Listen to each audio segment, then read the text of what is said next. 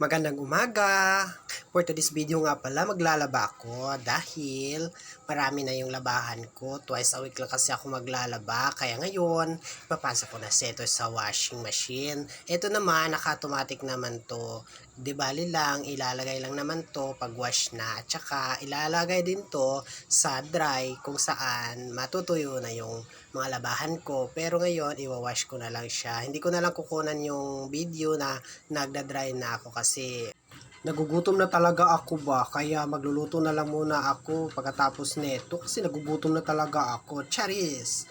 Kaya eto na, nagluluto na muna ako ng egg kasi magkakape din naman ako, kaya nag-init ako ng tubig. At ito, itlog din naman niluluto kasi may tinapay na naman kami, at saka bumili na ako ng biskwit. Dalawang itlog naman to, pero hindi ko naman to kaya ubusin mamaya-maya siguro para may pang-ulam na rin ako. Kaya ito, nilulutuin ko na lang yung egg na dalawa para mamaya may ulam na ako. At saka may tinapay naman din kami. Iba na yung tinapay dito kasi buns yung tawag dito. Iba yung tinapay na tinapay talaga. Ewan ko ba kung mga ano nila dito, tawag-tawag nila dito. Di ko mag-gets yung mga emeros nila dito. Charis lang. Ito yung biskwit na binibili ko, at saka ito yung Milo. Biskwit at Milo yung binili ko kasi bumili na ako ng tinapay kahapon.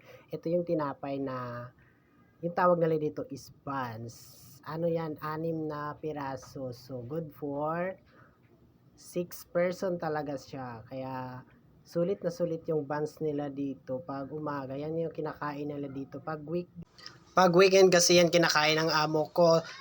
Buns at saka itlog. Yan yung kinakain niya pag umagang umaga. Kaya, minsan nagbibili na din ako minsan, at saka lulutuin ko na pag umaga kasi pagising nila kakain na lang din sila. Kaya i-prepare ko na siya pag gabi na kasi pag alam ko ng weekend na, i-prepare ko na siya pag gabi na para pag umaga maluluto ko na, kakain na lang sila.